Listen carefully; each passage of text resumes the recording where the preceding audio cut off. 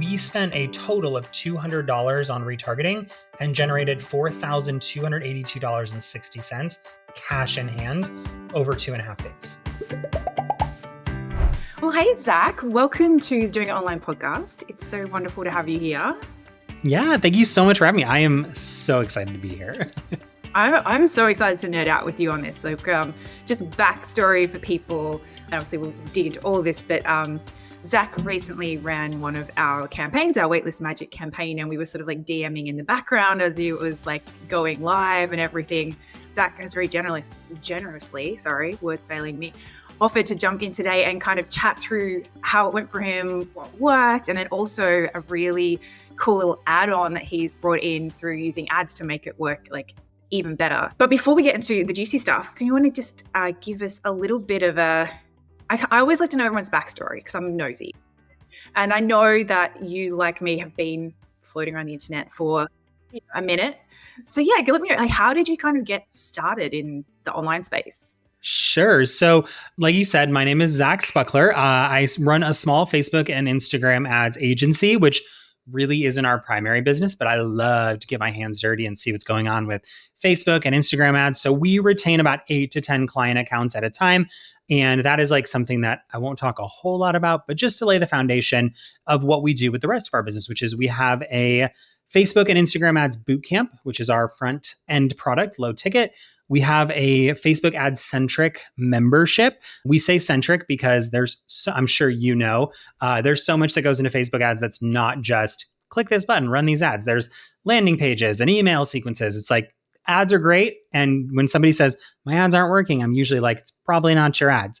And then we just rolled out a new program, which we used your Weightless Magic process for, called the Challenge Launch Engine. Now, I've been teaching 5-day challenges literally for about 8 years now in some variation. I've had a $1,200 course that we sold through an evergreen webinar. I've had a $37 front end product. I've done live virtual trainings. I've done weekend workshops, but that's always been something we've had in our business as challenges because our Facebook ads bootcamp that we sell for $25, we do live 3 to 4 times a year. It's a 5-day challenge launch. It leads right into our membership very seamlessly. And so that is like the gist of what I do. Facebook ads launching and then anything that's supported by that. Yeah, wonderful.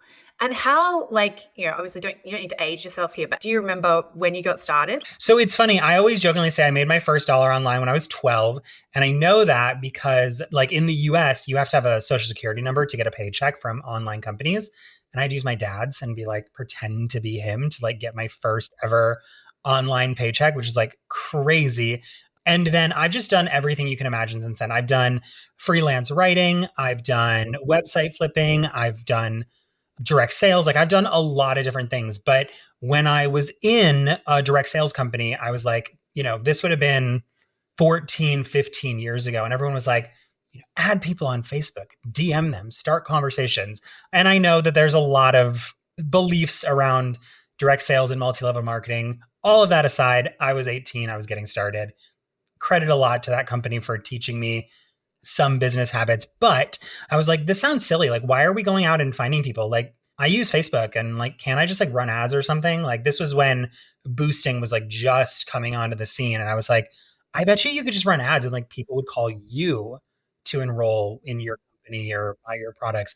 And lo and behold, I had people like buying stuff from me who I'd never met.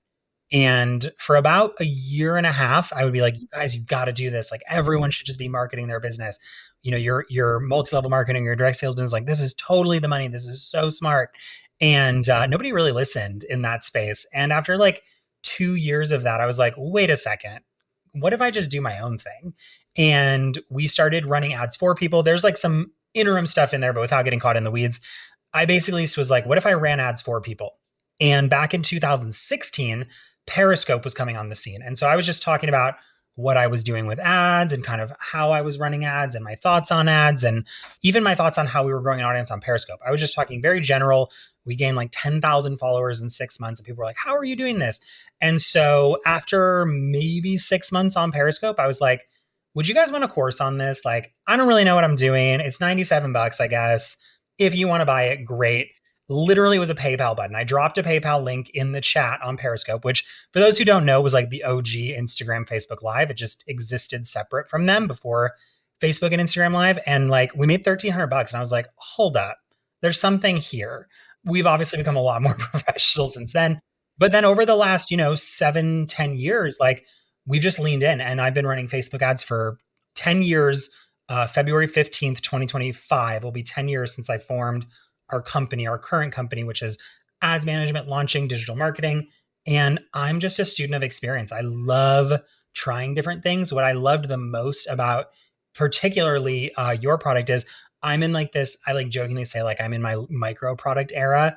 So I really did love about your course. I know I'm gushing a little, but I loved that I could like get in, get the information, implement it, and just like go do it. And so that's kind of what I do now. I try to create products or content that's like, maybe it's information heavy by nature of advertising, but it's also action oriented. So it's like, even when we do our boot camp, it's not like, here's how Facebook ads work. It's like, here's how to set them up, go set them up. We'll talk about why and how you're doing these things as time progresses.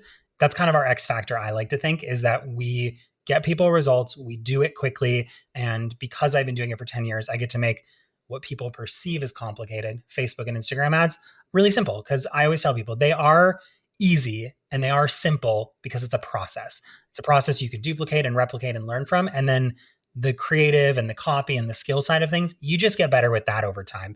So yeah, that's a little bit about how we ended up here. I love it. I love it. I have a very similar origin story in that like the first product it was literally a PayPal button embedded in a blog post. And then I had to go into PayPal when people bought, get their email addresses and manually email them. Like, here's a link to a Google Drive that's got some stuff in it. That is what you just bought. Totally. Things have gotten a little easier, I think, since then. It's gotten slightly better. So let's talk about the waitlist campaign. Like, I love that you said that, it was very actionable. That was definitely my kind of goal for it. Like when I was pulling, like, what is like a little thing that we can share? I'm like, I want something that people can, and I'm not going to say something you can set up in a couple hours because it's got a few moving pieces there. But it's something that you can take it, you can implement it, and you can get it done. But I mean, for me, the reason we kind of brought this one out is because I think launching this, especially like recently, I feel like the fun's kind of gone out of it a lot. It's either like rolling out the same old, which can just feel a little bit laborious, or it's things are just that little bit harder than they used to be, or it's just a whole lot more stressful. Or so that was kind of like the idea behind it. It was like, what's something you can go and do? And actually it makes it a bit fun for you guys from actually sort of like implementing it. Like, did you have sort of any hesitations with trying it out, or like what was kind of that initial process? I don't know that I would say we had any like crazy hesitations. My biggest issue is that I'm a very impulsive person. My team will tell you, I'm like, let's do this thing. And they're like, okay. They're not always like that. I have to give a shout out to my right hand, Jessica. She will be like, you do not have the time or capacity for that. But basically, we had been talking about launching this program for quite some time.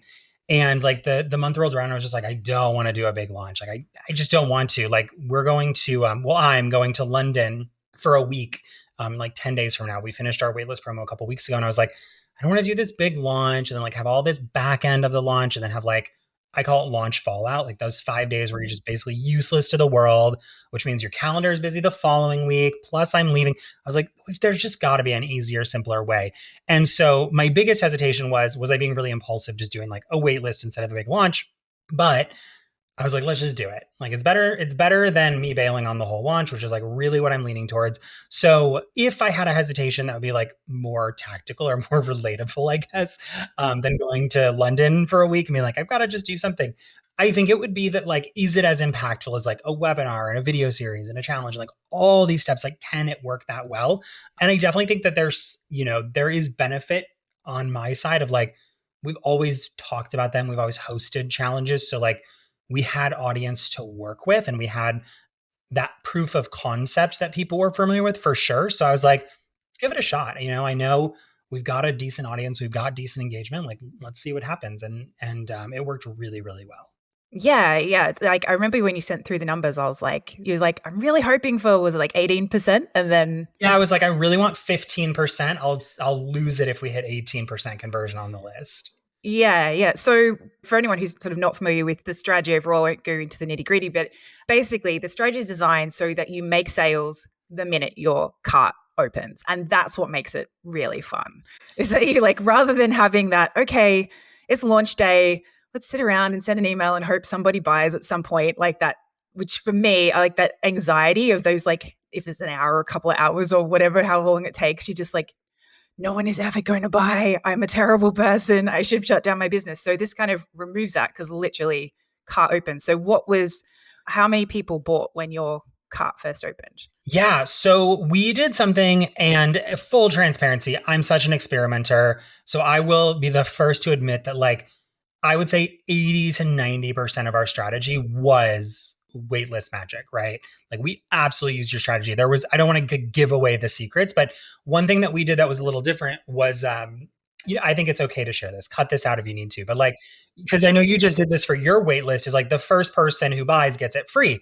And just to be totally blunt, I didn't want to do that. Like, no bones about it. It's not a bad strategy. But I was like, I feel like with my audience, people are going to, just because of me knowing my audience, that people are going to be like emailing me to be like, am I first? Am I first? I did it to you. So I know my audience will do it. Yeah. I was like, no, you're 11. I know, I was way too slow. But I didn't want to like deal with that. And I didn't want to deal with people emailing me. And I didn't want to have to basically overcome an objection of like, well, I missed the free thing. Should I still buy it? And I cater to a different level of audience. Like, most of them are just getting started. Some of them are still ideating. And so I was like, it just didn't feel like the best for me, right? And we still leverage your strategy, which we said, okay, well, then what we're going to do is the first 15 people who buy get entered into a raffle for one-on-one time with me. Because, little tongue in cheek, my audience loves me. And so they want time with me. Like, I'm a really valuable asset to my audience, and I do hear that from them. So I was like, okay, what if I gave it to the first 15 people? And so we were like, that'll probably get us through the first day. We'll get our first 15 sales. And then if we need to like address how to keep the sales moving, we'll do that. Well, basically within 20 minutes, we had sold the first 15 spots. And within the first day, we decided, and this is just me knowing this is not something that you necessarily recommended, but I was like, we're totally going to leverage your strategy, which is I was like, well, if the first 15 people got excited, I bet the first 35 people would be excited. And so we said the first 35 people who buy, like, we sent an email an hour out. And we were like, sorry, it's been 20 minutes. All those spots are gone. And we're going to open up to the first 35 people. If you already bought, you're going to get a double dip entry, which was just like kept it fun, kept it light. And then we sold those 35 spots before the end of the first day. We opened at 11 a.m. and I think at 10:45-ish p.m., we had sold our first 35 spots. For context, there were only 290 people on our waitlist. So by the end of the first day, we had already converted over 10% of our waitlist to our product, which was like crazy to me. That's so great. Like, I think a standard waitlist, you would expect maybe a 5 to 10% conversion, but usually you've also got other stuff. Over several days. Yeah. Not like right up front. Yeah. So I was like, this is crazy. And what was funny, like little fun anecdote, we did like a discount, which is something you recommend. Like, we took $100 off the retail price of the product and we messed up the coupon because we added an upsell.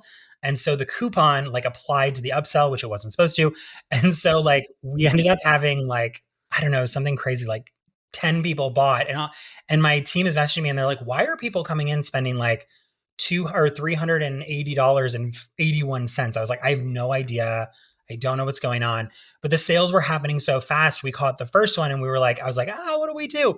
We let those people keep their money. We did not email them to ask for the extra 25 bucks or whatever on our upsell, but it was really cool because like it was happening so fast that, pro tip, really check your tech, which we did not clearly do a good job of. But then we did get sales. We did a 48-hour cart open plus the first day. And, by the end of the second day, we had sold 55 spots, which was a 18.97% conversion on the waitlist. That's awesome. I was so excited when you sent through those numbers. Yeah, that's very cool. So on top of like the emails and the pricing structure and stuff like that, you also added another layer, which I think definitely helped to get you those amazing numbers. So do you want to talk us through the other piece that you added in? Absolutely. So just for the art of transparency and disclosure, we have an email list of about 16,000. So we totally emailed our list. We weren't crazy aggressive. We sent most of the emails that you recommended sending. And then I am a copywriter at heart. So I added some stories and some content I love copywriting. It's like my secret love language. But what we also did was we ran an ad to our entire warm audience, basically saying like, come get on the wait list. But we did two things. One, we tried different content of like testimonials and product mockups, but we also did like Instagram reels that we ran as engagement ads through the ads manager with ManyChat that was like, send us a message and we'll get you on the wait list. And it's funny, we still get people requesting to be on the wait list. So like we've got to fix our ManyChat too. But we did that. And then that added, we estimate about 30 people to our wait list, which the reason we estimate is because Zach set up the tracking wrong. Even the experts mess up from time to time. And I was so in the weeds about doing everything else that I was like, oh yeah, it's not showing any sales, but it will. It'll show conversions. Just be patient. It never did, but it did track our purchases because I set that up right. And so we'd end up on just ads getting people on our wait list directly reported back to Facebook a 5x return on ad spend. So we spent about 4.68 to be really exact, but we spent about $200 and we generated about 1,100. So 240 to 1,100 is around that 5x just from the ads to get people warmed up. Then we also ran retargeting ads. And retargeting ads are basically, we said, if you joined our wait list, we're going to add you to this ad that basically just encourages you to buy. And that one did really, really well. We ended up with like a 10x plus return on ad spend, driving people back to the waitlist sales page. And it was just really, really effective. And I think the reason it worked so well is like, well, it's a retargeting ad, right? Like we've all seen them. We look at something and then it follows us around the internet and then we're like, I need that. I need that thing, right? Yeah, like I give in. Exactly. So we ended up running that. That did really, really well. I was super happy with that one.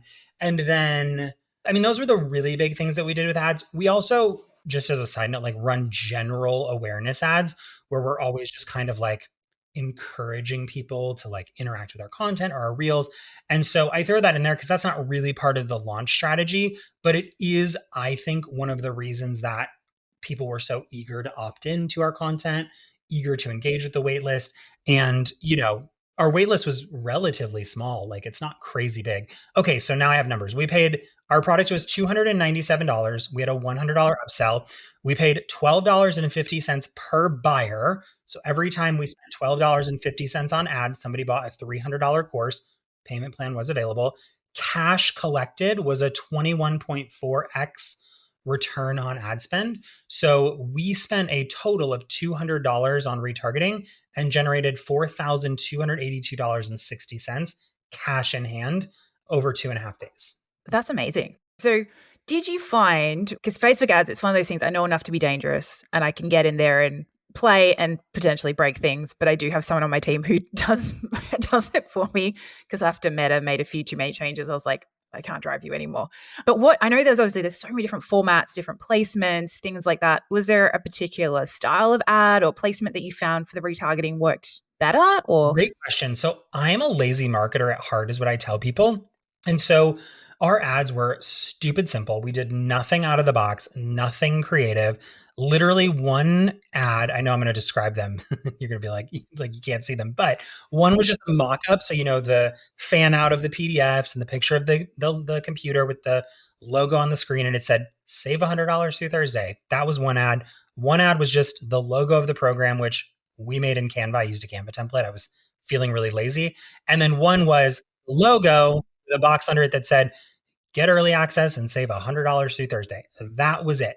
The copy, if I recall, was like so bad. And I share that because I think so many people feel like they need this really strong copy and really strong images. But it was like, we literally were like, do you want to launch a program with a $5 challenge? Get early access to this program, like 4 emoji bullet points with features. Click the link below to claim it now. Doors close Thursday. That was it. And it worked really well. I like to keep things simple. Maybe it would have done better if we gotten like creative and had fun, but like a 21 return on ad spend, 21x, I'm totally fine with that. I'll survive. Yeah. And the thing is, like, if you'd gone out and it hadn't been, you're like, oh, these aren't performing, then you try and make things more complex. But if the simple works, like, do that every day of the week. And I mean, I don't know about you, but I feel like over the last 17 years or however long it's been. Like you've written so many different ads and so much copy and stuff, and you kind of get to like, It all sounds the same and it all works. yeah, I'm like, go through my Google Drive. Let's see, have we got to run an ad anytime in the last 10 years? Is it sort of about this topic? Copy paste, that'll do. We do the same thing. Repurpose, reuse, recycle. Yeah, wonderful. And my other question with the ads, just because I know people listening will be going like, oh, I want to try this, is when you said you retargeted your warm audience, what do you classify as a warm audience? Like who's in that For bucket? this one, specifically people who opted in for the waitlist, had been to the waitlist thank you page, had been to the waiting room, which is like secret little, can't give away all the details, but it's part of the process. And people who had been to the sales page. So basically, the moment you interacted with the waitlist, you were going to get this ad. We had 290 people on our waitlist, and there's limitations with Facebook tracking, but we reached 225 of them with our ads. So keep in mind, we had, what would that be, 20 purchases? Yeah, 20 purchases on an audience of 225 people on Facebook. Like almost 10% of people who saw our ad ended up buying our product. Yeah, that's awesome.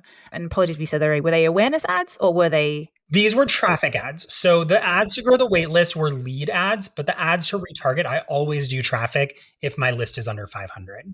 Awesome. That's so cool. So now that you've sort of done this and you've had a little bit of time to process, would you run it again? Yeah, like I would do it in a year if I rolled out a new program. Honestly, the biggest pushback we got is, like I had mentioned, we had this $37 challenge toolkit, nowhere near as robust as the program we created. Like literally you could get through it in like an hour. And this whole process is like every email, every Facebook ad, how to run the face. Like it's just way more in depth, but it was a huge eye opener for us because a lot of consumers were like, well, I have this product that says challenge and you're launching a product that says challenge. So like, do I already have this? So all of that to say, I would 100% do this again. And I would be mindful about the positioning of the product. I think that was our fatal flaw, if there was one. I mean, I'm happy to share like final revenue numbers and all that with you, but like it did really well. But I think it would have done even better if we'd have thought about that more proactively instead of reactively, because we did send marketing emails that were like, how is this different? But that was our number one email is, I already have this.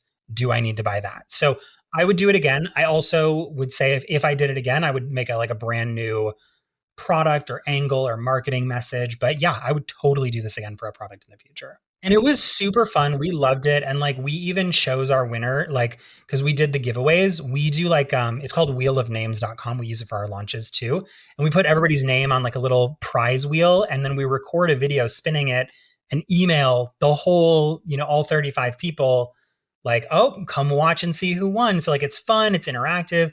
People love that. And it's fun to do. That's the best part. Yeah, yeah. And I think in 2024, we need to embrace any part of business that can be a bit more fun. Awesome. Well, thank you so much for sharing all this, Zach. I'm sure that there's people writing a ton of notes. And if people want to learn more from you and your awesome ad strategies, where is the best place to find you? Yeah. So if you want to learn more about me, heartsoulhustle.com or at Zach Spuckler, ZachSpuckler on Instagram. We do that really annoying thing. I think it's annoying, but we do it. So maybe it's not that annoying.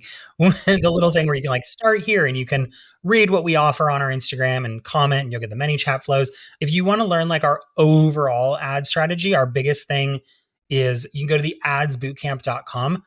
I do feel obligated to share this disclaimer is that it's not the same strategy we used for the Weightless Magic. That's the strategy we're using year round to grow our list because when we did Weightless Magic, we had a massive audience to promote to, which is always a benefit when you're trying to grow a waitlist. You could grow the waitlist with our strategy, but if you're looking for like our general strategy, the adsbootcamp.com is like the primer. If you're like, all right, this guy's trying to sell me on ads, what's the situation? That's where you would go. Yeah, awesome. Well, we will make sure to link all of those below as well. So if anyone's feeling lazy, they should be able to just find all those links. But thank you so much. It's been so wonderful chatting with you. And if you ever have any other good ads tips, we'll have to get you back on another time. I can geek out about ads anytime, so don't tempt me with a good time. Yeah. Thank you so much, Zach. Thank you.